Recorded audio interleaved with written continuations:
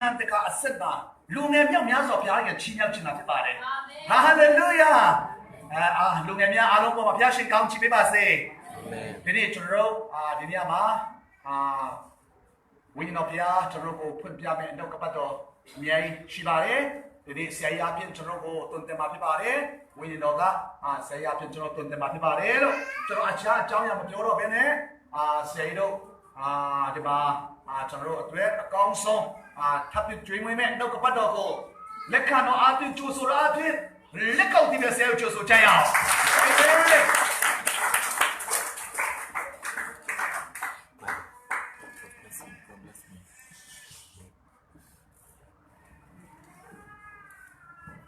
ဟာလေလုယာမင်္ဂလာပါလေလို့ဆက်ပါတယ်မင်္ဂလာပါယခုမှတော့မဝင်ခခဲ့မှာမိနစ်တစ်နှစ်က2019ပฏิခံချက်လေးနဲ့ပြန်ပြောချင်တယ်ဒီလိုလာတဲ့ interest ministry ministry ရဲ့ကားရစုတောင်းခြင်းကို BNF လို့ခေါ်တယ်NDF လို့ခေါ်တယ်မြန်မာ Breakthrough Fellowship အဲ့ဒါကျွန်တော်စုတောင်းတဲ့အစီအစဉ်ပေါ့နော်ကျွန်တော်ကအဲ့ဒီဖွဲ့ကိုမသိပါဘူးတို့တော်ပဲအဲ့ဒီဖွဲ့မှာပါနေတာမိတ်ဆွေတွေဖြစ်နေကြတော့သူတို့ကလည်းဒီဘက်ကိုလာဖို့ကကျွန်တော်ကအဓိကဖြစ်နေကျွန်တော်သမက်ဆရာကြီးတော်နဲ့သမီးဆရာမနေကြီးကလည်းတာချိလိုက်မှရှိနေတဲ့အခါကျွန်တော်ပဲသူတို့ကညှိနှိုင်းခိုင်းပြီးတော့ကျွန်တော်တို့လာခဲ့တယ်ကျွန်တော်လာတာကျွန်တော်မိသားစု9ယောက်နဲ့သမီး2ယောက်နဲ့ကျွန်တော်9ယောက်လာခဲ့တယ်ကျွန်တော်ဆရာကြီးတော်စနီးမောင်နဲ့ကျွန်တော်သမီးလေးအဲလစ်ဘက်နဲ့ကျွန်တော်စနီးမောင်နဲ့9ယောက်ဆရာမအားချာနဲ့ဆရာမအောင်ခက်နဲ့2ယောက်ပေါင်းကျွန်တော်တို့အားလုံး9ယောက်နဲ့ကျွန်တော်လာခဲ့တယ်။ဒါ2019ကနော်။အခု2019ကျတဲ့အခါကျွန်တော်2ယောက်ပဲဒီနေ့မျိုးပြန်ရောက်တော့တယ်။ဘာနဲ့ဘုရားသခင်ကဆရာမအားချာသားမိဆိုအောင်လေးတို့သားမိ2ယောက်ကိုပြန်ပေါင်းပေးလိုက်တယ်ကျွန်တော်4ယောက်ဖြစ်လာတယ်။အဲ့ဒါကျွန်တော်ဒီကိုလာတဲ့အခါမှာဒီဝိညာဉ်တိုက်ပွဲတွေကိုကျွန်တော်တို့မိုင်းအောင်တရားပေါ်မှာလုပ်တယ်တပတ်အတွင်းမှာဖွင့်မဲ့သတင်းတွေကြားပြီးတော့ဒုတိယမှာပွင့်သွားတယ်ဒီကနေ့ထိပွင့်သွားတယ်အဲ့ဒီတရားပေါ်မှာသွားဆုတောင်းလို့ဆရာမအားချမပါဘူးသူကဒီမှာပဲကြံရင်ခဲ့တာအဲ့တော့ကျွန်တော်တို့ကအဲ့ဒီမိုင်းယူ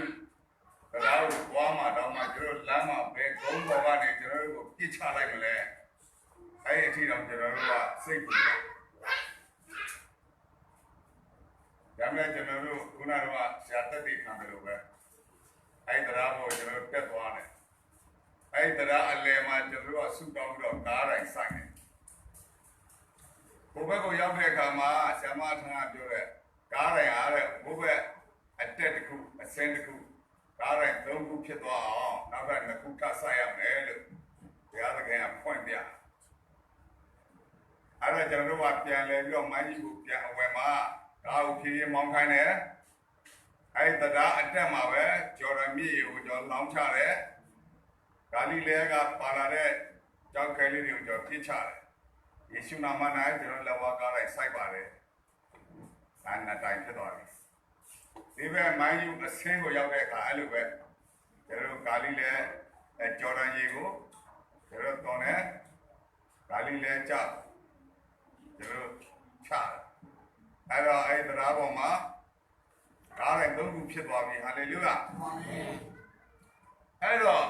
ဒါကမြန်မာပြည်နဲ့တရုတ်နိုင်ငံကိုကုန်စည်ကူးသန်းတဲ့တကယ်အဓိကတရားကြီးဖြစ်တယ်ဟာလေလုယာဒါပေမဲ့အဲ့ဒီကြားမှာညှပ်ပြီးတော့ကောင်းကြီးခံစားရတာနော်ခုနကတော့ဝါအထုဒေသကတကသူကကြားကနေညှပ်ပြီးတော့ကောင်းကြီးခံစားရတရားကဆင်းတာနဲ့သူ့ရဲ့ဟလာအထုဒေသဖြစ်တဲ့အတွက်သူကအဲ့မှာတခါတည်းအဝေးပြေးစခန်းကြီးဂုံတင်ဂုံချဟလာတခါတည်းကာညာအိတ်စခန်းကြီးကအဲ့ရနေသူကမြန်မာပြည်ကဝင်လဲဝါအတွက်ပဲတရုတ်ပြည်ဘက်ကလာလဲဝါအတွက်ပဲ ဆိုတော့နန္နိုင်ငံရဲ့ကြားမှာသူလည်းကောင်းကြီးဖြစ်တယ်ဟာလေလုယာအဲ့တော့ကျွန်တော်တို့ဒီတရားတစ်ခုပွင့်လိုက်တာလည်းပဲမြန်မာပြည်ရောဝါထူဒေသရောတရုတ်နိုင်ငံကအဲမှာပေါ့အားလုံးကကုန်စည်စင်းစင်းမှုတွေကကောင်းသွားတယ်ကောင်းကြီးမင်္ဂလာတွေခံစားရတယ်ဟာလေလုယာအာမင်ကျွန်တော်တို့ကျင်းရဲမှာကျွန်တော်တို့စူပါမားကတ်တွေဝင်သွားတယ်ထိုင်းနိုင်ငံကစူပါမားကတ်အတိုင်းမှာပဲသူလုပ်ထားတာနော်အဲအကုန်းတွေပါတယ်မရှိတာလွယ်လို့စတိုင်တွေကတပုံစံနဲ့ပဲနောက်ဈေးနှုန်းတွေကလည်းအတူတူပဲသူတို့ယွန်20ဆိုတာဒါမြန်မာဒါထိုင်းမှာဆိုပတ်တယ်ရပဲသူ့ရဲ့တန်ဖိုးอ่ะအဲ့တော့ကျွန်တော်အဲ့မှာမြည်နှင်းပြီးတော့ဆုတောင်းခဲ့ရတယ်ဟာလေလုယာအဲကြောင့်မို့ဒီသင်တော်ချင်းခုနကမိုင်းယူမှာလဲဆရာလူကျင်တဲ့မြေတကွရတော့ပြီဟာလေလုယာအာမင်အဆောက်အဦလည်းရပြီအာမင်အဲဒီကပစ္စည်းတွေအစုံလင်ရပြီဟာလေလုယာအာမင်ဒါတရုတ်ပြည်နဲ့ဝါဒီကိုလည်းယေရှုရဲ့တကုတ်ပိသိတွေဆုကျေးဇူးကောင်းကြီးမင်္ဂလာတွေကဒီသင်တော်ကနေ celebrate စီးဆင်းမှာဖြစ်တယ်ဟာလေလုယာအာမင်အဲ့တော့ခင်ဗျားတို့ဒီနေရာမှာဘုရားသခင်ထားတာအဲ့ဒါဆရာရဲ့သက်သေခံချက်တွေကျွန်တော်ကြားတယ်အနည်း20လုံးလုံးကသူ့မှာအထုထောင်းခံရတာချင်း6ချင်းကိုခံရတာအခုတော့သူ့အသင်းသားတွေကလည်းတိုက်ဆောက်နေပြီတဲ့ဟာလေလုယာအာမင်ဒီနေ့ကစပြီးတော့ကိုယ်ကောင်းကြီးမင်္ဂလာတွေစီးဆင်းလာအောင်မယ်အဲ့တော့ကောင်းကြီးမင်္ဂလာလို့ပြောတဲ့အခါမှာတချို့ကထပြောတယ်ငါတို့ကလည်းကောင်းကြီးမင်္ဂလာတရားတွေဟောတဲ့ဆရာတွေကိုသိမကြိုက်ဘူးတဲ့ကောင်းကြီးမင်္ဂလာဆိုတော့ဟိုကောင်းကင်ပုံမှာတခါတည်းထာဝရအသက်ရတာဒါကောင်းကြီးမင်္ဂလာဒီလောကအရာဟာမီးလောင်ဖြစ်စည်းတဲ့အရာကဒီကောင်းကြီးမင်္ဂလာမျိုးလိုက်ဟောနေတာဒါအတိတ်ပဲမရှိဘူးအဲ့ဒါကျွန်တော်တို့ကအဲ့ဒါမျိုးနားမထောင်ကြဘူးဒါစာရန်ကလည်းဘယ်လိုလှည့်တယ်မသိဒီကနေ့ကောင်းကြီးမင်္ဂလာအကြောင်းကိုကျွန်တော်တို့ပြောတာအလကားဖြောက်မြောက်ပြောနေတာမဟုတ်ဘူး။ကိုကြပရိခင်ဗျာအိမ်ရမယ်တိုက်ရမယ်ကားရမယ်မြို့ပြင်မှာမြေခွက်အကောင်းစားရမယ်လို့ပြောတာရမ်းပြောနေတာမဟုတ်ဘူး။အာမင်အာမင်မိတ်ဆွေနှစ်50ကျိုင်းကောင်ကြိုက်စားတဲ့နှစ်50ပြီးသွားလို့ခင်ဗျာကောင်းကြီးမင်္ဂလာခံစားရမယ်လို့တဲ့ပြောနေတာ။အဲဆိုအဲ့နှစ်50ကဘယ်နှစ်ကနေစတင်ကြည့်တွက်တာလို့1969ခုဒီချာမှတ်ထား1969ခု6ရက်စစ်ပွဲဣသရေလအာရ6ရက်စစ်ပွဲနဲ့စပြီးရှင်းတွက်တာတနှစ်ကကျွန်တော်တို့လာတဲ့2019မှာနှစ်50ပြည့်သွားပြီနှစ်50ပြည့်သွားတယ်ဒါကြောင့်မနေ့က2018နဲ့2019ခုဟာကောင်းကြီးမင်္ဂလာလှိမ့်ဝင်လာတဲ့နှစ်ဖြစ်တယ်။နောက်နှစ်2020ပိုဝင်လာအောင်မယ်။ကျွန်တော်တို့ဟောဟာလားကျွန်တော်တို့ပြောမပြောဂျိုင်းကောင်၄မျိုးကြိုက်စားတဲ့ကာလပြီးဆုံးသွားတဲ့1969ကနေ2019ပေါင်း50ပြီးသွားတဲ့ခင်ဗျားအိမ်ပေါ်မှာထိုင်နေတဲ့ချမ်းသာမဲ့နှစ်ကရောက်လာတယ်ဟာလေလုယာအဲဂျိုင်းကောင်၄မျိုးကပါလေယောလာနာဂတိချအခန်းကြီး1အငယ်4မှာဂျိုင်းကောင်၄မျိုးရှိတယ်အဲ့ဒီဂျိုင်းကောင်၄မျိုးကဂါဆန်ဂျိုင်းနဲ့အယာဘဂျိုင်းနဲ့ယာလက်ခါတိလဂျိုင်း၄မျိုးကြိုက်စားတာခင်ဗျားတို့ကျွန်တော်တို့ရဲ့မိသားစုနိုင်ငံကိုဂျိုင်း၄မျိုးကြိုက်စားတာဂါဆန်ဂျိုင်းချွန်းထားသောအရာကိုအယာဘဂျိုင်းကစားတယ်အယာဘဂျိုင်းစားပြီးကျွမ်းကျင်တဲ့အရာကိုယာလက်ဂျိုင်းကထစားတယ်ယာလက်ဂျိုင်းစားလို့အကြံကိုခါတိလဂျိုင်းကထစားတယ်ပြုတ်ပြုံးပြီးပေါ့ဗျာနှစ်50ဘာမှမကြံတော့ဂါဆန်ဂျိုင်းဆိုတာအုပ်လိုက်ကြီးစမ်းနဲ့ချီတော့လာတာဂါဆန်ဂျိုင်းလာပြီဆိုခင်ဗျာနေတော့မတွေ့ရဘူးဂါဆန်ဂျိုင်းအုပ်လိုက်ကြီးဆင်းသွားပြီဆိုရင်ခင်ဗျာလက်ကွက်ရာကွက်အကုန်ပြောင်းလာကြတော့အဲ့ဒါမြန်မာပြည်မှာဂါဆန်ဂျိုင်းကြိုက်စားတယ်ဆိုတာစစ်အာဏာရှင်ကြိုက်စားသွားတာကိုပြောတာ ရှိတဲ့ပညာရေးကျမ်းမာရေးစီးပွားရေးဝိညာဉ်ရေးအကုန်ပြုတ်ပြုတ်နေမဟုတ်ဘူးလားအောက်လိုက်ကြီးစားသွားတာအဲ့ဒါဂါဇန်တိုင်းနဲ့အတူတူပဲအဲ့ဒီဂါဇန်တိုင်းစားသွားလို့ကြမ်းမာတဲ့ဆိုတော့နော်ဂါဇန်တိုင်းစားပြီးတော့ကျန်တာဘယ်သူကပြန်စားလဲအရာဘကျိုင်းကပြန်စားတယ်အရာဘကျိုင်းကတော့အုပ်လိုက်ကြီးလာတာမဟုတ်ဘူးသူကအဖွဲငယ်ငယ်လေးနဲ့ပဲလာတာပဲဒါပဲနဲ့သူဝင်ဆောင်သွားတဲ့နေရာမှာမျက်ရည်မျက်ခွက်ရင်ပွဲနာကြတာတိုင်းနဲ့အေယာဝတီဟိုကွက်ကလေးတိုက်သွားတာအေယာဝတီတိုင်းကျွန်းပြန်သွားတာနာကိမုံတိုင်းခင်ဗျားတို့တွေကရှမ်းပြည်ကသိလိုက်လားသိရုံပဲရှိမယ်ခင်ဗျားတို့မခံစားဘူးမဟုတ်လားအဲ့ဒါအရာဘကျိုင်းကွက်ကလေးစားသွားတာအရေးခင်းနေရှစ်လေးလုံးအရေးခင်းနေ2009တန်ခါအရေးခင်းနေကွက်ကလေးလေရင်ပြက်ကြသွားတဲ့ယထာမှောက်သွားတဲ့ကားမှောက်သွားတဲ့သင်္ဘောနှစ်သွားတဲ့အဲ့ဒီမိသားစုကမျက်ရည်နဲ့မျက်ခွက်ဘဝပြက်အောက်လိုက်ကြည်တန်းနဲ့ခြီတဲ့ဟလာဂါဇန်ကျိုင်းစားလို့မှနည်းနည်းပါးပါးအကြံကလေးကိုအရာဘကျိုင်းကထစားအရာဘကျိုင်းစားလို့အငုတ်ကလေးအညွန့်လေးပေါက်လာပြန်တော့ဘာကျိုင်းကထစားလဲရာလက်ကျိုင်းကထစားရာလက်ကျိုင်းကသူကအညွန့်အပူလေးတွေပဲလိုက်စားတယ်ဒီကနေ့အပြူလူပြူလေးတွေတော့မဖြစ်သေးဘူးအစားခံအသက်လေးက16နှစ်လောက်ပဲရှိသေးတယ်ယောက်ျားနဲ့တွေ့ပြီးပြီ18နှစ်ပဲရှိသေးတယ်ကလေးမွေးပြီးပြီတက်လာတဲ့ယောက်ျားလေးတွေအားလုံးကစပွဲတို့တွေပယံတွေဖြစ်တယ်အသက်ကလေးတွေက15 16နဲ့ချောလာလာသမီးလေးတွေကစပွဲတို့တွေဖြစ်တယ်အနှိတ်ခမ်းကိုရောက်ပြီးပြီးကိုတဲ့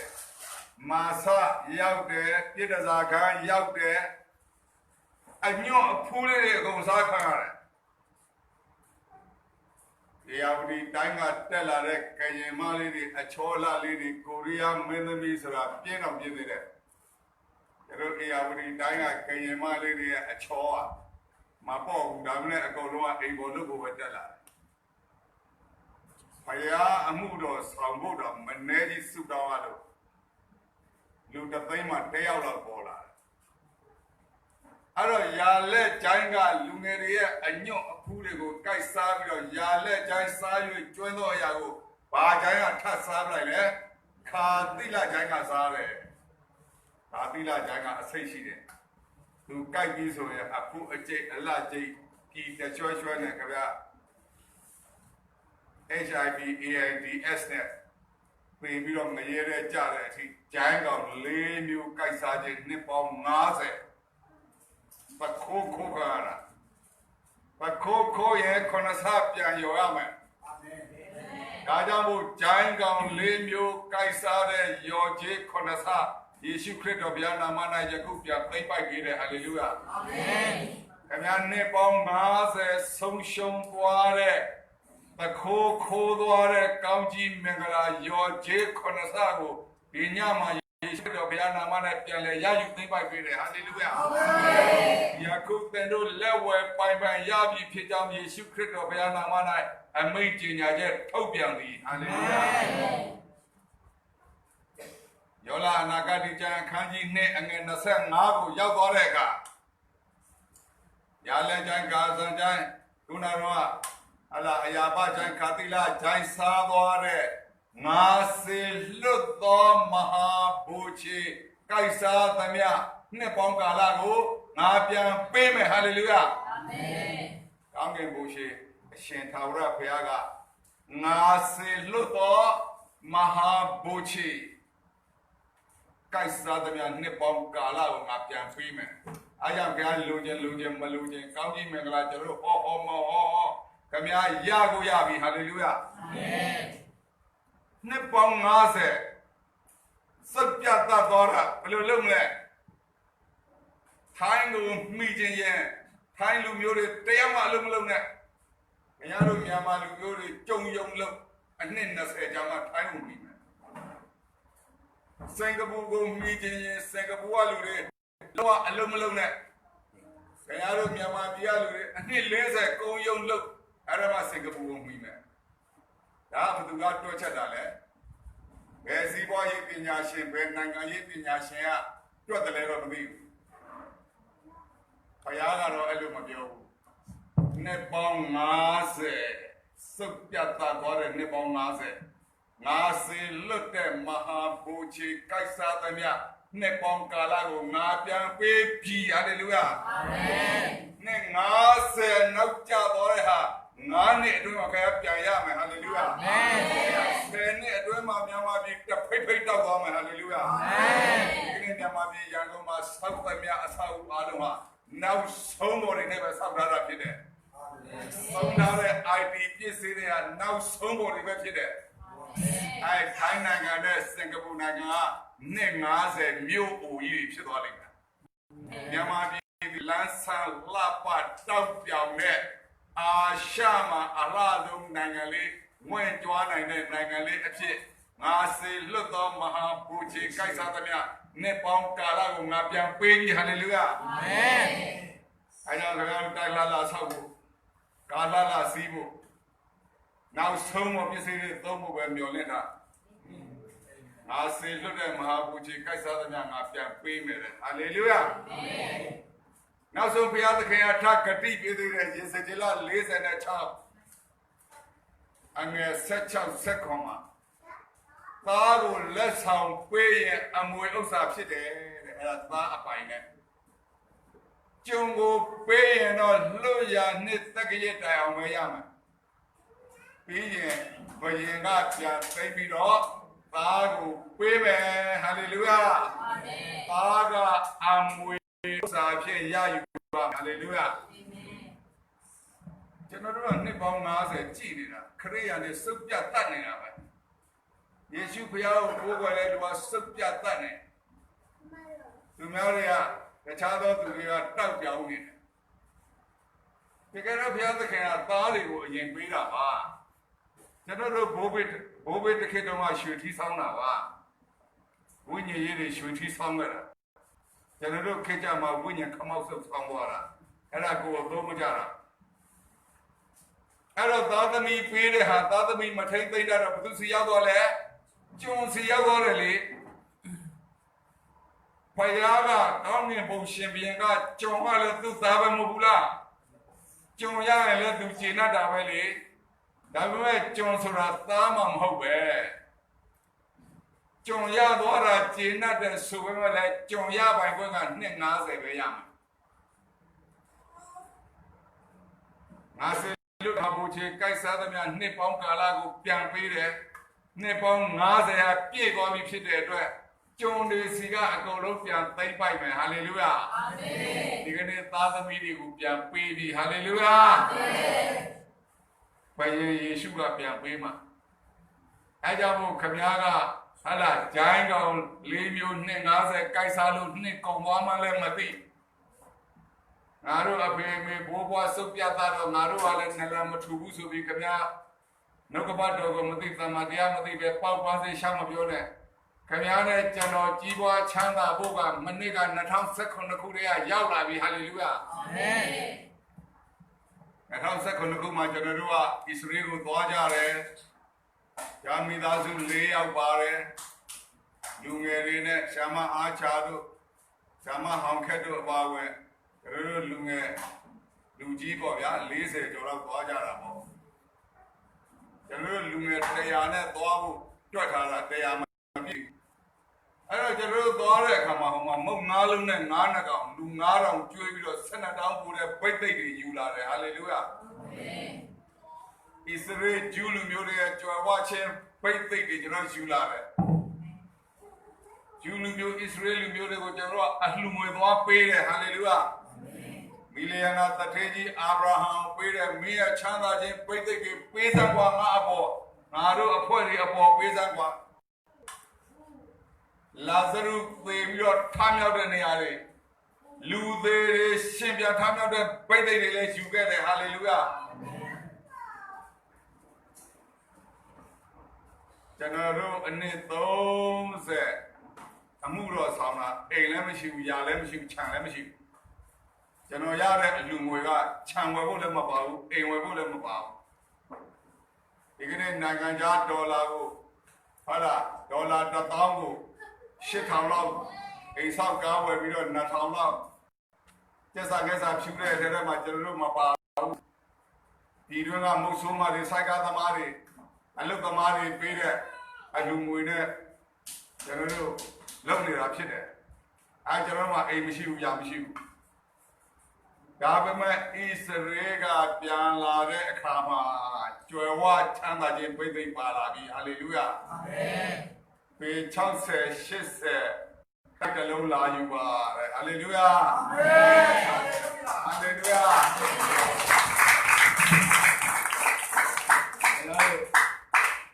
မိုင်းအောင်ဘွယ်အဲ့ဒီအိမ်ကိုခေါ်သွားပြီးတော့ကောင်းကောင်းအခမ်းမယ်ဟာလေလုယာအာမင်ဘုရားသခင်ရဲ့ပြည့်သိပ်ပါလာပြီဆိုကောင်းကြီးမရဘူးလားကျွန်တော်လူတွေပြန်ရှင်တဲ့ပြည့်သိပ်တွေနဲ့ဣသရေလကပြန်လာမှဇာမအားကြဆိုရင်လူ2ယောက်လူပေ2ယောက်ပြန်ရှင်နေပြည့်သိပ်တွေကဘလောက်ကြီးလဲ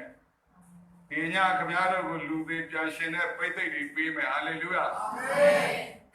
မီလီယနာဘီလီယနာထရီလီယနာပြည့်သိပ်တွေပေးမယ်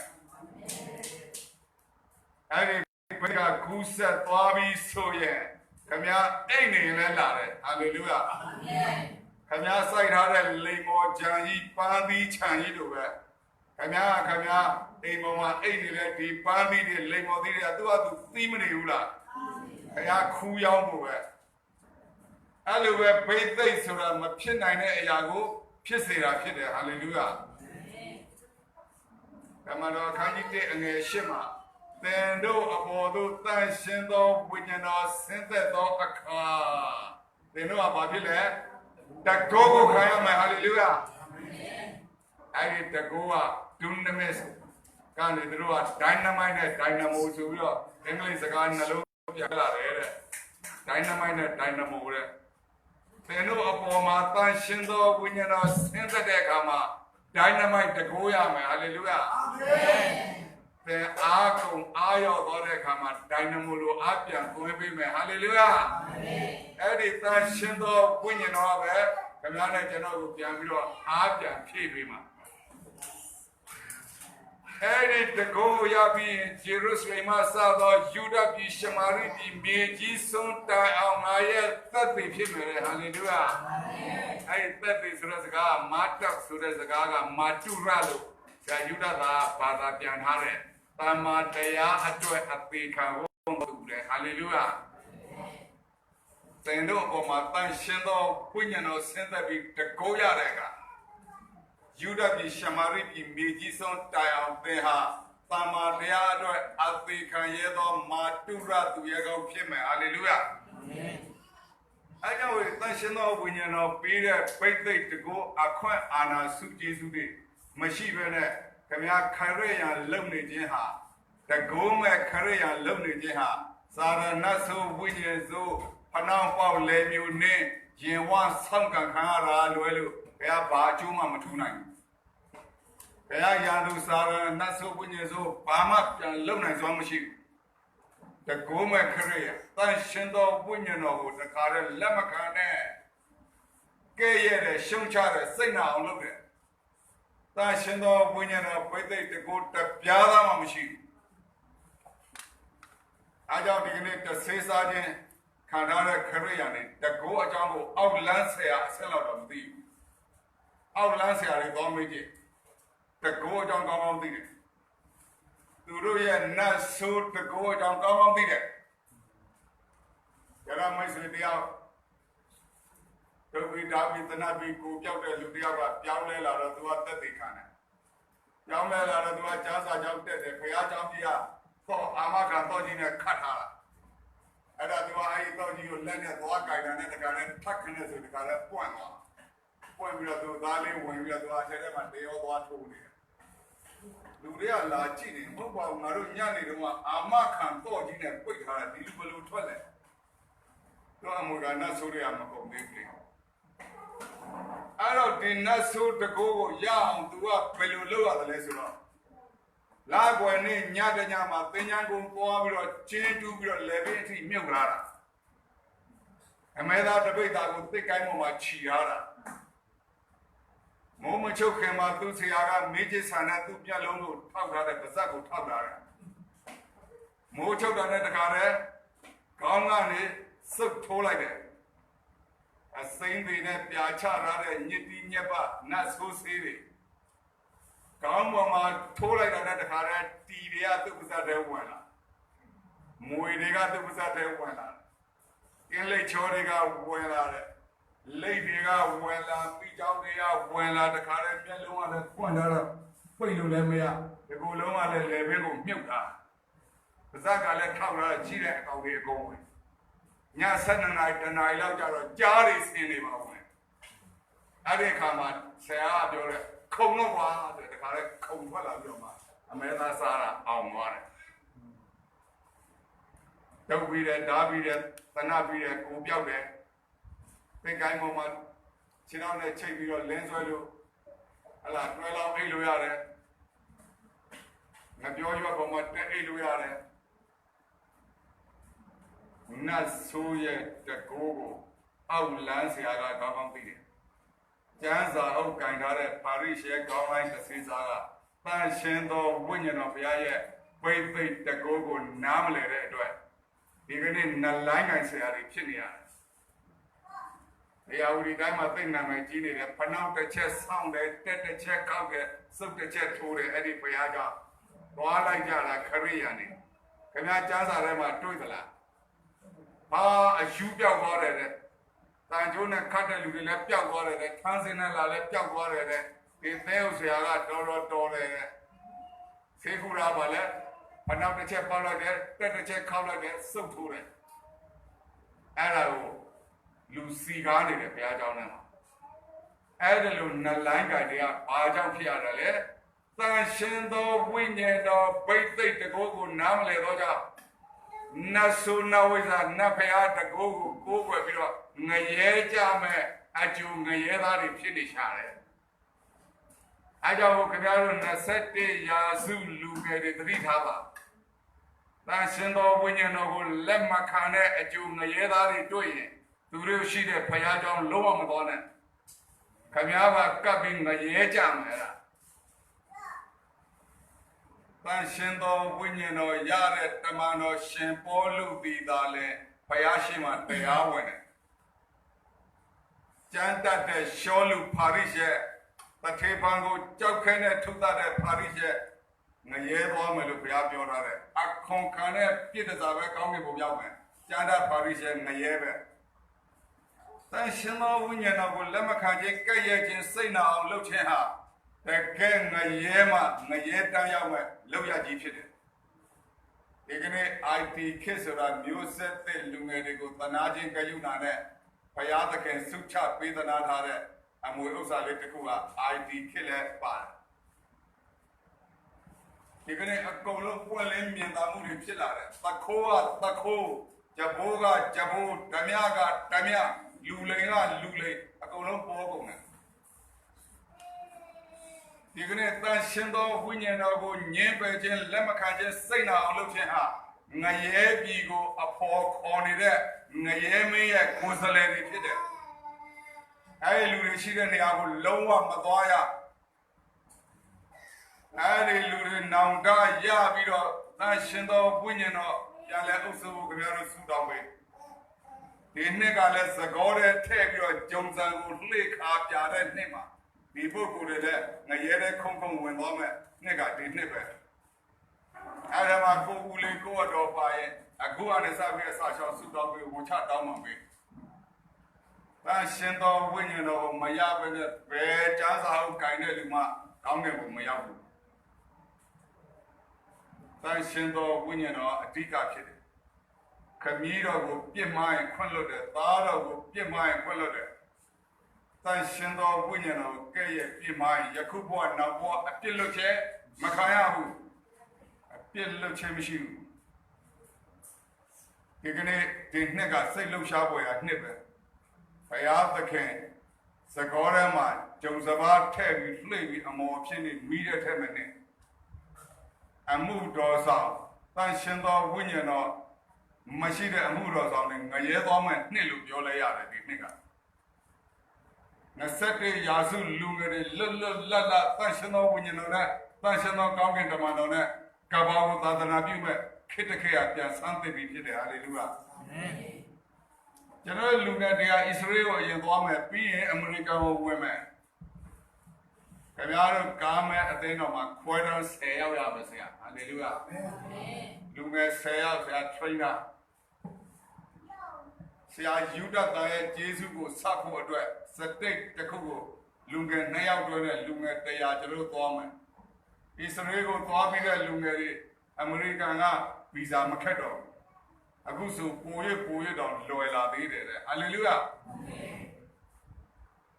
အဲ့တော့အောက်တိုဘာလကျရင်ကျွန်တော်တို့ဒုတိယအကြိမ်ပြန်ပြီးတော့ဣသရေလကိုသွားမယ်အဲ့တော့ခင်ဗျားတို့ဒီမှာဆရာနဲ့အတူဣသရေလကိုလိုက်ဖို့အတွက်အနည်းဆုံးအသွားအပြန်အဟုတ်အစားဟိုမှာလက်ဆောင်တွေဝယ်มาနဲ့ပြန်လာတဲ့ဗိသိက်စီတွေဝယ်ပြန်လာဖို့အတွက်35သိန်းလောက်တော့စုတောင်းထားရမယ်အပီးအစီ30လောက်နဲ့ဖြစ်နိုင်တယ်ကျန်တဲ့9သိန်းကတော့ခင်ဗျဟလာဟိုင်းတယ်လေးအခုအစားလေးဝယ်ပြီးတော့လက်ဆောင်ခဏဝယ်ဖို့35သိန်းလောက်စုတောင်းတာလူငယ်100သိန်းပေါင်း3500လို့လေဟာလေလုယာသိန်းပေါင်း3500ပေးနိုင်တဲ့တထေးတွေမရှိဘူးလားရှိတာမှရိုက်ပတ်လို့တော့မဟုတ်ဘူးဒါမှဒီလူတွေလည်းအမွေကနတ်ဆိုးကမထွက်သေးတော့သူတို့လည်းသိန်းပေါင်း3500လူဖို့ကသူတို့ခုနောက်ထဲမှာမရှိသေးဘူးအဲ့ဒီအာလဝကပုံနကတွေဒီကနေ့မောင်းထုတ်တယ်လို့မောင်းထုတ်ပြီးအဲ့ဒါ3500ပြီး3500လာလိုက်မယ်ပရမများလေးလက်မလေးတစ်လုံးနဲ့3500မကလူငယ်မျိုးဆက်တဲ့အတွက်ဘုရားသခင်ဟာလူပေါင်း9000ကိုဖွက်ထားတယ်ဟာလေလုယာမီလီယနာဘီလီယနာထရီလီယနာဆိုတာကားမဲ့အသင်းတော်တွေကပဲထွက်လာမယ်ဟာလေလုယာအာမင်အခုတော့ကျွန်တော်တို့ဟိုမှာကီလိုကောက်တဲ့ကားကြီးနဲ့ဆောင်းလာလူကိုတော်တော်အိတ်ကောင်းတယ်လို့ပြောတယ်နောက်တစ်ပတ်လာလို့ရှိရင်ကျွန်တော်တို့ကအာလဖကားနဲ့သွားမယ်ဟာလေလုယာနောက်တစ်ခေါက်ပြန်လာလို့ရှိရင်ဟယ်လီကော်ပတာနဲ့လာတော့မယ်ကျွန်တော်တို့ရောက်ဆရာကားတစ်စီးဆိုတာမလာတော့ဘူးနောက်ပိုင်းဆိုရင်ဆရာဟယ်လီကော်ပတာဝယ်ပေးမယ်ဆိုတဲ့လူတွေပေါ်လာလိမ့်မယ်ဟာလေလုယာအေးမိုင်းယောင်ကားမဲ့အသင်းတော်ကလူငယ်မီလီယနာဘီလီယနာထရီလီယနာတထေးဝယ်ပေးတဲ့ဟယ်လီကော်ပတာကိုပဲကျွန်တော်လက်ခံမယ်ဟာလေလုယာအာမင်အကြအသင်းတော်ကဟယ်လီကော်ပတာဝယ်ပေးလက်မခံဘူးဘာကြောင့်ကျွန်တော်တို့ကဒီမှာမျက်ရည်ကျထားတာတရုတ်ပြည်နဲ့ဟာလာဝါပြည်ဖြစ်ကိုကျွန်တော်တို့သွားပြီးတော့အေယုရီဟောဖို့ဒီကနေ့ဘုရားသခင်ကမြန်မာပြည်ရဲ့မြေပေါ်မြေရောက်တန်ရန်ဇာတတွေပေးထားတယ်ခင်ဗျာစာရန်တော့မဟုတ်ဘူးဗျဘုရားသခင်သားသမီးတွေအတွက်ဖြစ်တယ်ဒါနဲ့အခုအလူရှင်တွေကလည်းစာရန်အတွက်ဆိုဝေါကနေပဲ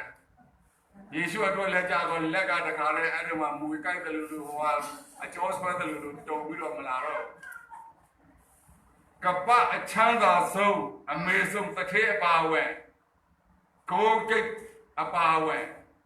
သူတို့ရဲ့ချမ်းသာကြွယ်ဝခြင်း90%ကိုအလှူပေးခဲ့မယ်တဲ့သူတို့သားသမီးတွေကိုဆယ်ဖို့တဖို့ပဲထားခဲ့မယ်10%ပဲပေးမယ်သားသမီးကို90%ကလှူမယ်တဲ့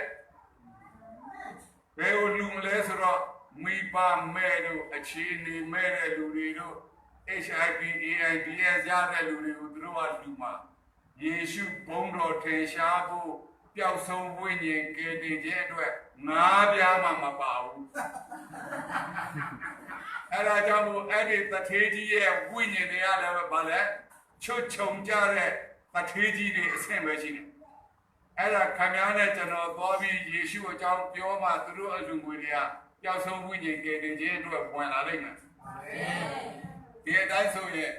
HIV AIDS ရဲ့စတူပါသူဟိုမှာဟာလာမတရားသောမိထုံနဲ့လှုပ်ချင်တဲ့လှုပ်တဲ့နေရာသူ့အလူငွေ90%သွားပေးမယ်ငရဲသွားမယ်ပျောက်ဆုံးဝိညာဉ်ကယ်တင်ခြင်းမှာငါးပြားမှမပါဘူး အဲ့ဒီတထေးကြီးတွေရဲ့နှလုံးသားကိုကြည်ကျင်အပြင်ဝိညာဉ်မျက်စိဝိညာဉ်နာပင်ကန်းလုံးပဲရှိသေးတယ်အားကြောင့်ဥရောပအမေရိကအာဖရိကတိုက်ကိုကျွန်တော်တို့မြန်မာပြည်ကပဲသွားပြီးတော့ဝိညာဉ်မျက်စိဝိညာဉ်နာဖွင့်ပေးရမှာဖြစ်တယ်ဟာလေလုယာအာမင်အဲ့ဒီမှာလူငယ်တရားကိုအရေးဆုံးစေလွတ်မှာဖြစ်တယ်ကဘာကိုပေးလူရှင်တွေဟာဂိုးဂိတ်ဘီဂိတ်ဂျော့ဆိုရဆိုတာအမေရိကပဲထွက်တာ20ရာစုအထိအခု21ရာစုမှာကဘာကိုပေးလူမဲ့မီလီယံနာဘီလီယံနာထရီလီယံနာကမိုင်းယူမိုင်းရောက်တဲ့မြန်မာပြည်ကပဲထွက်မယ်ဟာလေလုယာအာမင်အားကြောင့်ခင်ဗျာဟာလာမျက်စိမလဲနဲ့ဘုရားသခင်ကခင်ဗျားကိုဒိုင်းနမိုက်တကိုးနဲ့နမိတ်လက္ခဏာနဲ့ဟောပြောတဲ့လူအဖွဲ့ထဲမှာထည့်ပေးရင်အဲ့ဒီအဖွဲ့ထဲမှာနမိတ်လက္ခဏာနဲ့ဟောဒုတိယအဖွဲ့ပေးလူတဲ့ပေးလူရှင်တထေးကြီးပိတ်သိမ့်ပေးတဲ့ခင်ဗျားယူရိုဒေါ်လာပေါင်တွေနဲ့ပေးပြီးကဘာကိုသာသနာပြုဟာလေလုယာခင်ဗျားကိုတတိယအဖွဲ့မီးတောက်အောင်ဆုတောင်းတဲ့အဖွဲ့ထဲမှာထားရင်ခင်ဗျားဆုတောင်းတဲ့အဖွဲ့ထဲမှာမျက်ရည်မျက်ခွက်နဲ့တောင်းပေးသုံးခွင့်ဆိုင်သာသနာကြီးနဲ့ကျွန်တော်တို့ကဥရောပအမေရိကအာဖရိကတိုက်ကိုသာသနာပြုဖို့လူငယ်တရား ready ဖြစ်နေပြီဟာလေလုယာဣသရေလကိုသိန်းပေါင်း3500အမေရိကကိုသိန်းပေါင်း3500သိန်းပေါင်း9000ဆိုတာကြောက်စိမ့်ဒူးကောင်းလောက်တစ်လုံးနဲ့ပွဲသိမ့်နဲ့ဗရမ ्या လက်မလေးတစ်လုံးနဲ့ပွဲသိမ့်နဲ့အာမင်ဒီကနေ့ဝိညာဉ်မျက်စိဝိညာဉ်ကမ်းပြီးတော့ဟလာဝိညာဉ်အဆင့်မရှိသေးလို့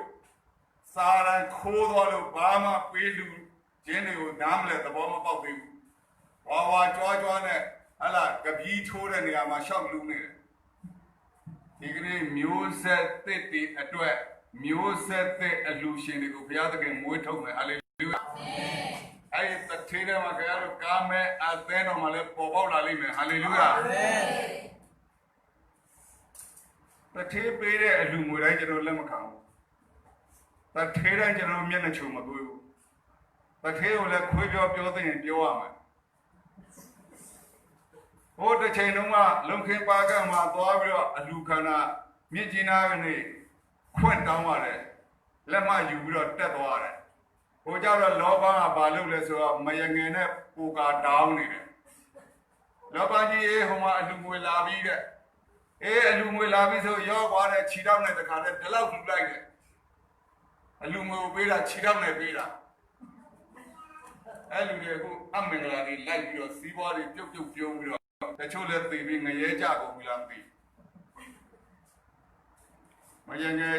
ထည့်ပြီးတဲ့ဘီယာလေးဆောက်ပြီးတော့ပူကာတောင်းပြီးတော့အလူငွေကိုခြေထောက်နဲ့ပေးဒါတကယ်အကမတကယ်ဖြစ်ရလွန်ခဲ့တဲ့အနှစ်30ကျော်လုံးကတကယ်ဖြစ်ရတယ်ဘုရားသခင်ကခင်ဗျားကိုကောင်းကြီးပေးတယ်ဆိုအဲ့ဒီကောင်းကြီးအစင်မပြစီးဆင်းဖို့ဟာဘုရားသခင်နိုင်ငံတော်အတွက်ခင်ဗျားပေးလူခြင်းအဖြစ်ပြန်စည်းဝန်းလာလိမ့်မယ်ဟာလေလုယာ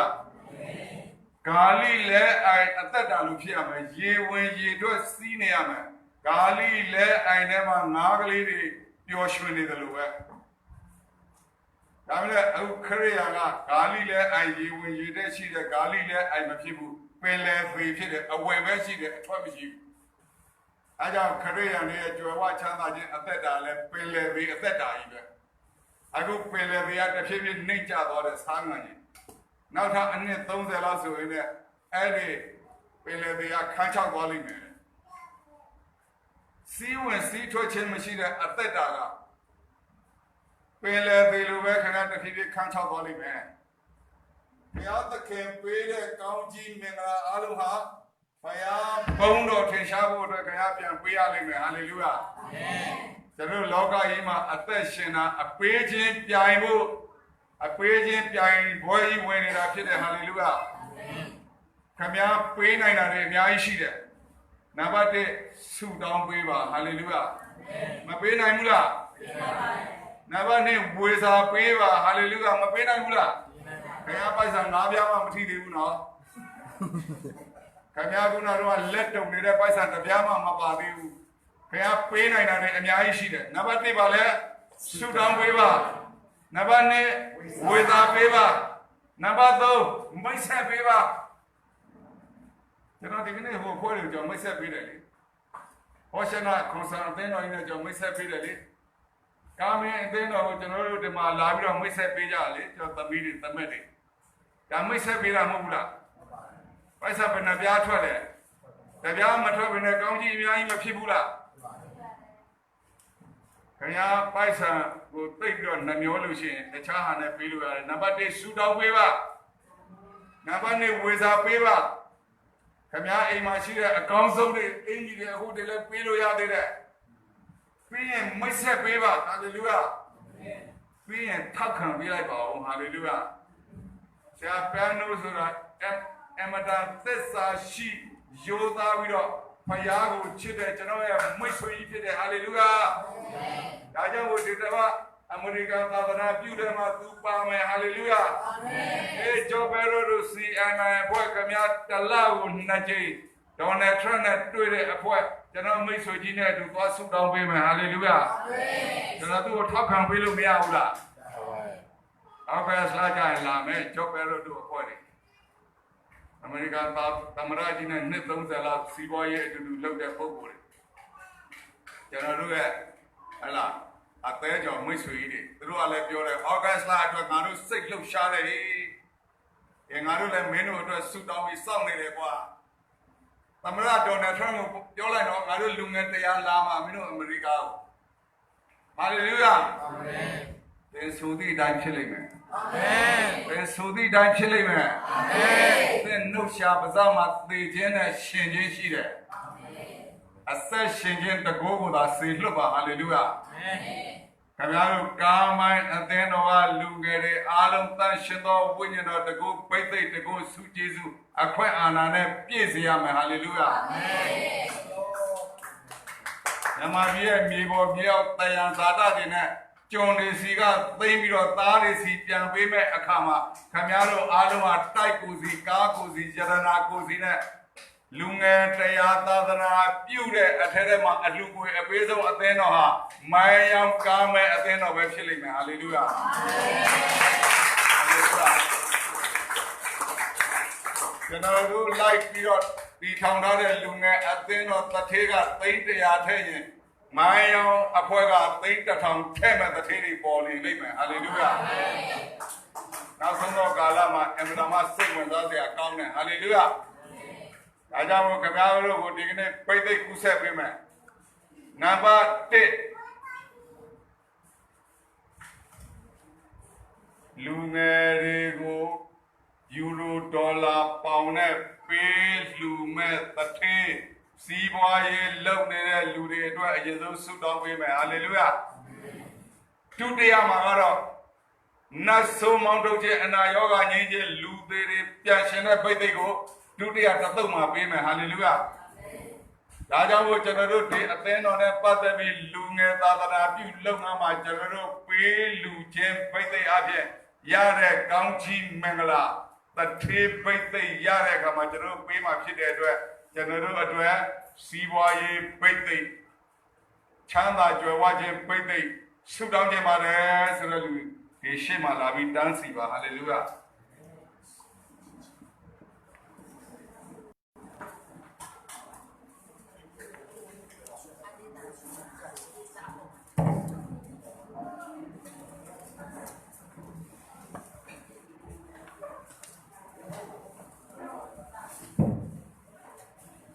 တကယ်ပေးလို့ရှိရင်ဟုတ်ကလားအလုပ်တကယ်ပေးမလားတကယ်ဖယားအတွက်ယူရိုဒေါ်လာတွေပေါင်နဲ့ပေးမလားပေးပါဒီချာပြီးမှထွက်လာခဲ့နော်ဖယားတို့ထွက်လာလိုက်ကြတော့မလို့ဆိုရင်လည်းကျွန်တော်စုမတောင်းဘူးကိုယ့်လိုပြန်ခိုင်းနတ်ဆုံးမလို့ပဲလူကမရှိတော့ပါလားနတ်ဆုံးမောင်းထုတ်ပြီးတော့လူသေးပြန်ရှင်းတဲ့ပိတ်သိနောက်မှစုတောင်းမှာဘယ်ဟာစီဝါရေးပိတ်သိစုတောင်းပြီးနောက်တစ်ခါထပ်မလာတော့နဲ့နောက်တစ်ခါလူတွေပြန်ရှင်းတဲ့ပိတ်သိမှာခင်ဗျာပါခွင့်မရှိဘူးပိတ်သိတကောအခွင့်အာဏာစုကျေးဇူးနဲ့နတ်ဆိုအော်ပြေးတဲ့ပိတ်သိလူတွေပြန်ရှင်းတဲ့ပိတ်သိကိုကျွန်တော်ပေးပါ Natasi. Yane abuela, lude piacene pete. Naso o bire pete. Naku yulo me awo. Naku bayama.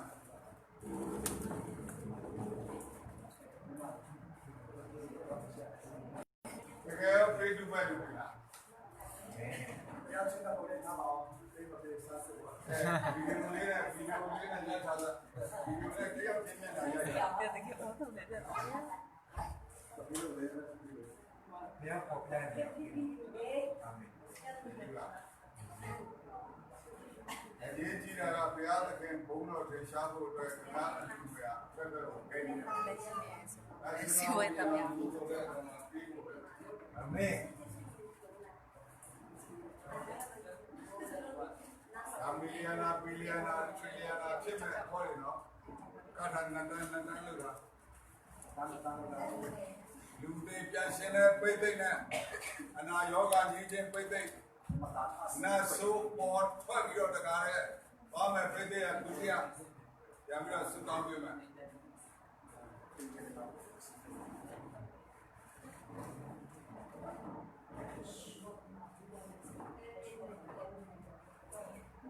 ဘုရားဟုတ်တာယေရှုဘုရားအမိတော်ဟာစီပွားရေးပိတ်သိမ့်နေတယ်ပါတယ်သားတော်ဟာစီပွားရေးပိတ်သိမ့်နေတယ်ပါတယ်ကစီနေတဲ့ဝိညာဉ်ဇိုးတွေမောင်းထုတ်တယ်အလူငွေထဲတော့အသေးဆုံးအရွက်ကိုယူတဲ့လက်အဲ့လက်တွေလည်းအကြီးဆုံးအရွက်ကိုတွေးတာကိုစွတ်တောင်းပေးရအလူငွေထဲကနေကြတော့ပုတ်တာမပြီးနိုင်တော့တောင်းတယ်9000နဲ့ပုတ်ဘေးကိုပယ်ပြီးတော့မှ1000နဲ့ရွက်လက်ကလေးဆက်တော့တာအဲ့နတ်ဆိုးလည်းဒီညမှာအရင်မောင်းတော့ဝေးသူတွေနတ်ဆိုးဘေးလူတွေနတ်ဆိုးယေရှုနာမနဲ့ကိုထပ်သွားမယ်လေပြောရအာမင်ဘုရားသခင်နိုင်ငံတော်မှာပေးခြင်းပြိုင်တဲ့ထဲမှာမန်ယူကာမရဲ့တဲ့တော်ကထိတ်ကနေမာယာကာမရဲ့တဲ့တော်ကပထမဆုရရမယ်ဟာလေလုယာအခုကျွန်တော်ကိုယ်ကိုယ်ချင်းတစ်ချင်းကိုဆိုနေတဲ့ကာမတော်ရှင်တော်ဘုရားတော်ကိုပြိမယ်ဟာလေလုယာယူလူမျိုးဣသရေလလူမျိုးများရဲ့ကြွယ်ဝချမ်းသာခြင်းပြည့်သိပ်ခြင်းနဲ့ခန္ဓာဘော်လူတွေပြန်ရှင်တဲ့ပြည့်သိပ်အဲ့ဒါအရေးကြီးတဲ့နတ်ဆိုးပေါ်ပြေးတဲ့ပြည့်သိပ်အခုကနတ်ဆိုးမပေါ်ပြေးဘူးကြက်တွေငက်တွေဘဲတွေပဲအော်ပြေးနေတဲ့ဟာတွေကတော့ခိတ်ကုန်သွားပြီနတ်ဆိုးကအော်ထွက်နေရမှာရောက်တဲ့နေရာမှာလေလုယာတန်ရှင်တော်ဘုရားဘုရားဟုတ်ဆိုပါဘောဒီမျိုးဆက်တဲ့လူငယ်လေးတွေကိုလည်းစီပွားရေးပိတ်သိမ့်ပေးပါ Hallelujah Thank you Jesus ဒီလိုဘုရားရဲ့တခြင်းဆိုပြီးတော့တန်ရှင်တော်ဘုရားတော်ဆရာဆင်းလာမယ်ပိတ်သိမ့် Hallelujah Goodbye Sing along Sing me goodbye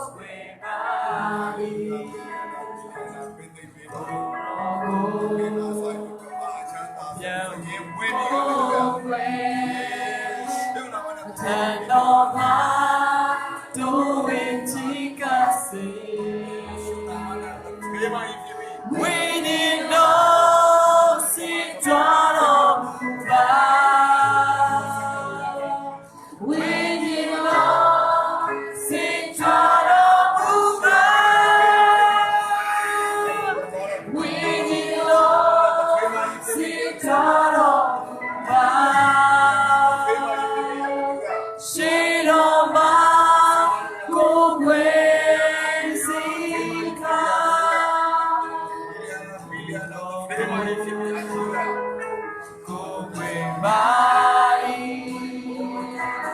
Say the Lord, Jesus, goodbye.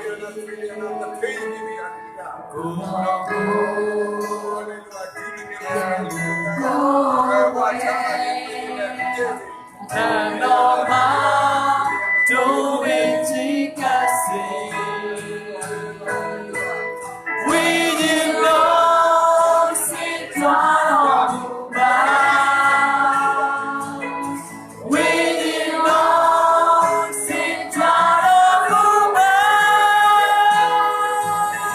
Winning Lord, sing to our Shit on my good grace,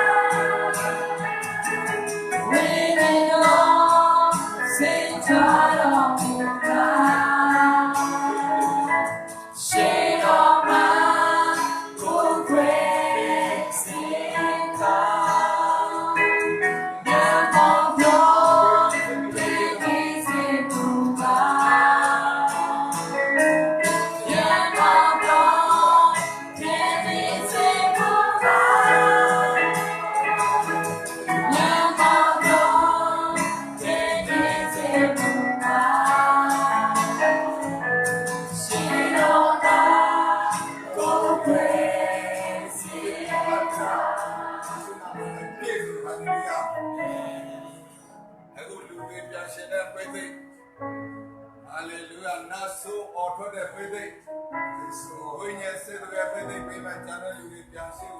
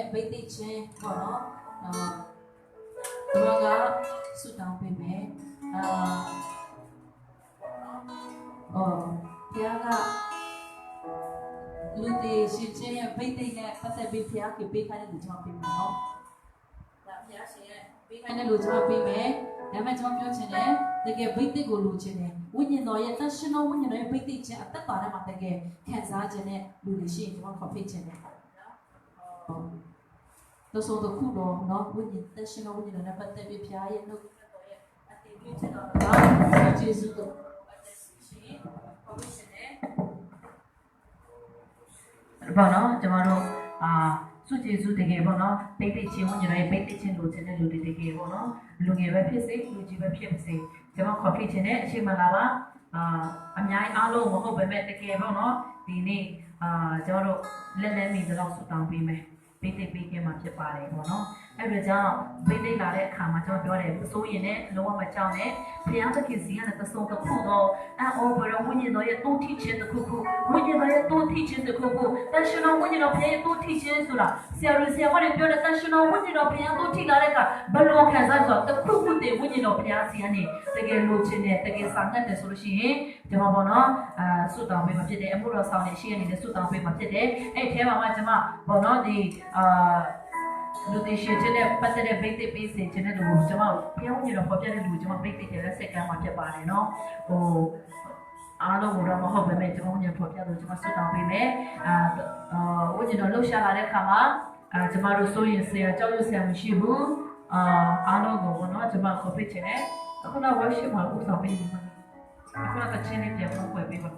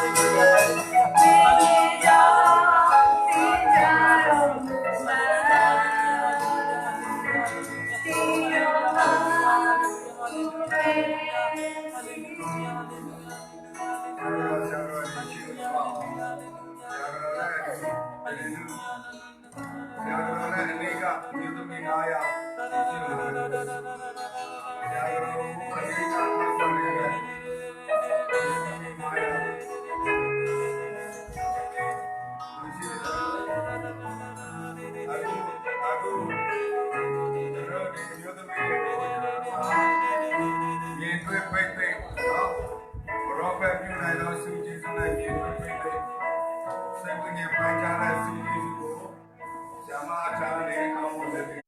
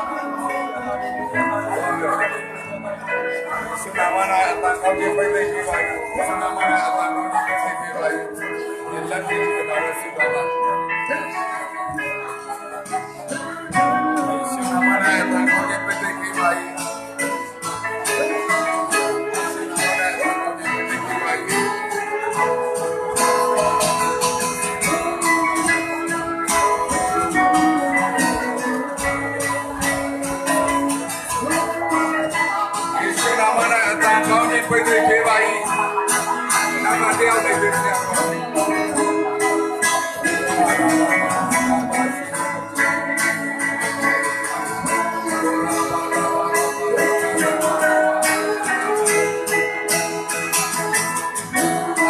ောင်းခြင်းပိဿယေရှုနာမနဲ့ပေးတယ်အမှန်ကောင်းခြင်းပိဿယေရှုနာမနဲ့ပေးတယ်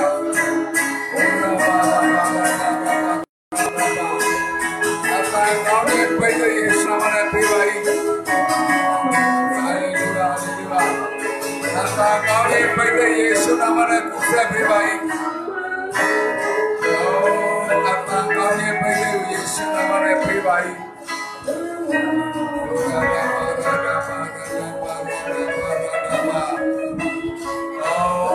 ကောင်းခြင်းပိဿကိုယေရှုနာမနဲ့ပေးပါ၏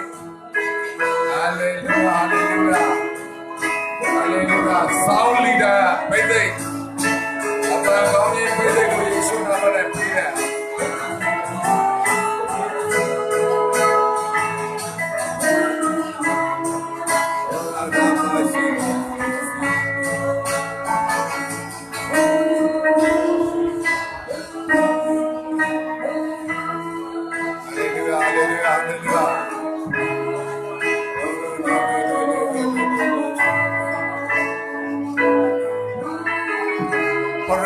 ဝါရှေတခြင်းကိုရေးစ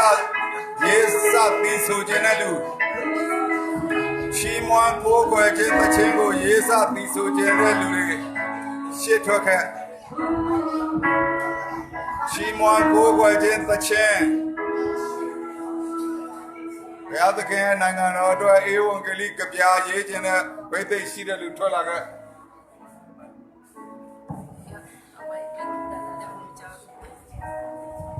Praise and worship with the change Melu. CD. That's it, that's my baby. Praise and worship the change Melu.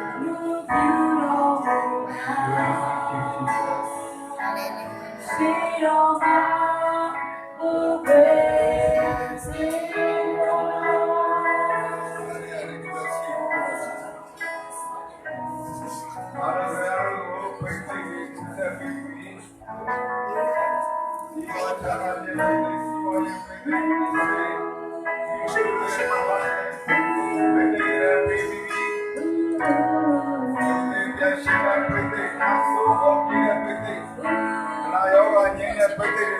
I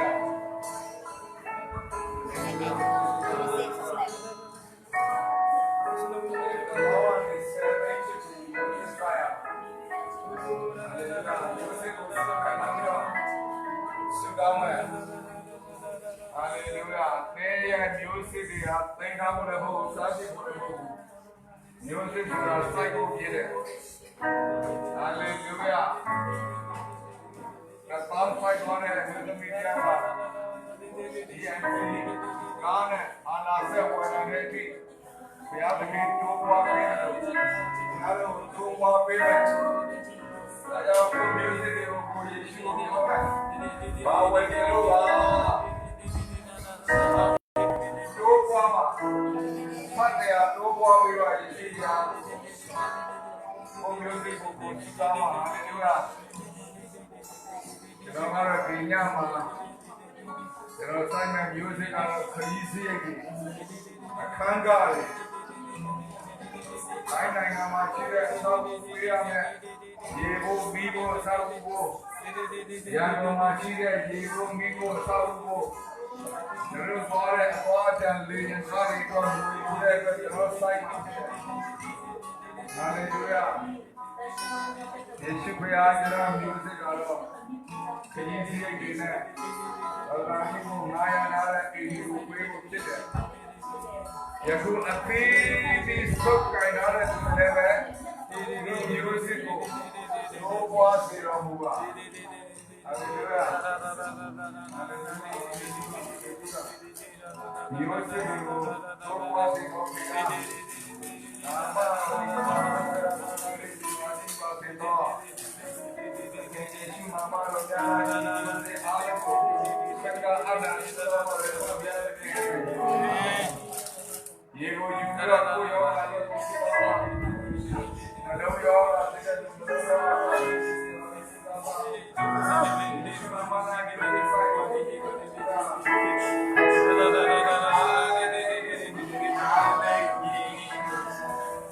ဆိုင်ကရာယေယာလိမ်မီ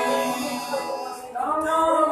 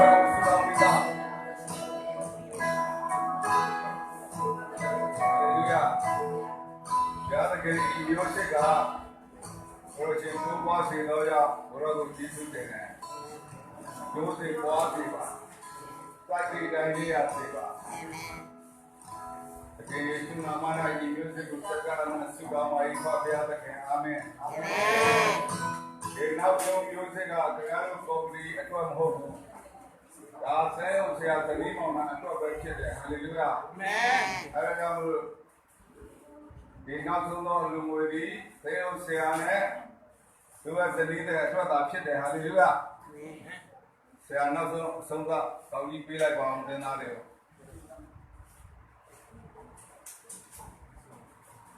အဖဖျားပညာရှိတော်သူဒီယာတိမှုအပေါ်မှာကြည့်ပြီးတော့မှမျိုးစစ်ကျဲတတ်သောပညာရှိဖြစ်ပါတယ်ဒီကဲတော့မျိုးစစ်ကိုကျဲဖို့အတွက်အဆင့်ဆုံးအချိန်နိုင်ခြင်းစစ်ပေးတဲ့အရာကိုပဲချီးမွမ်းပါတယ်ဟာဒီနေ့မျိုးစစ်ဟာဒီနောက်ကပတ်တော်ဂတိတော်လာတဲ့အတိုင်းပဲအတဲတော်ထဲမှာရှိကြကုန်သောယုံကြည်နိုင်ရဲ့စိုက်ကျဲတဲ့အတိုင်းပဲဧကမှာပြန်လဲရိတ်သိမ်းပြီးတော့မှမိမိတို့ရဲ့နှလုံးသားထဲမှာအောက်မေ့ပြီးတော့မှယုံကြည်ခြင်းနဲ့ကျဲချလိုက်တဲ့သူစစ်ဟာဖြစ်စီတတ်တဲ့မောင်မိတ်တကိုတခိုးစာမျက်မှစာရေးသူပေါ်မှာဆိုစံများကိုယေရှုနာမပေါင်းလို့ပဲရှာပါ၏မိမိတို့ရဲ့ရှင်ပါယုံမိမိတို့ရဲ့ညော်မှန်းထားတဲ့ယုံကြည်ခြင်းနဲ့ကျဲပြီးတော့မှနှလုံးသားထဲမှာတကယ်ပဲနှလုံးသားအပြည့်အဝရှိတဲ့အတိုင်းပဲလက်ကနေပေးလို့တဲ့လက်အသီးသီးပေါ်မှာလည်းကောင်းချီးရှိစေပါအိမ်ထောင်တိုင်းမှာကောင်းချီးရှိစေပါတူးချင်းစီတိုင်းမှာကောင်းချီးရှိစေပါမြ မြန်မားတဲ့ကောင်းချစ်ကိုမြင်တွေ့ပြီးတော့တတ်သိခံစေအကြောင်းဖြစ်စေပါဒီမျိုးစရာတဲ့ကျွန်တော်ဒီစိတ်တမ်းကပိုင်ဆိုင်ရတယ်ဆိုတတ်သိခံချက်ကောင်းတဲ့ကိုကျွန်တော်ကြားရဖို့ဖြစ်စေပါယေရှုတော်ချီးမွမ်းတဲ့ဒီလိုပဲကိုယေရှုနာမစကအနမပါပါရှင်အာမင်ဒီမှာသားပြီးဒီလိုချီးမွမ်းနေဆုံးတော့ပါမယ်ဒီကနေ့ဒီလိုချီးမွမ်းမယ်နမိတ်လည်းမှာလုပ်တဲ့ယေရှုစီကိုဒီမျိုးဖြစ်နေအားလုံးပြန်အမယ်ဟာလေလုယာဒီမျိုးပြန်အားလုံးဟာယေရှုနဲ့ပဲဆိုင်တယ်ဒီမျိုးပြန်အားလုံးဟာယေရှုနဲ့ပဲဖိုက်တယ်ဟာလေလုယာโอ้ဟာလေလုယာဟာလေလုယာဟာလေလုယာဒီမျိုးပြန်အားလုံးယေရှုနဲ့ပဲပြေးပါတယ်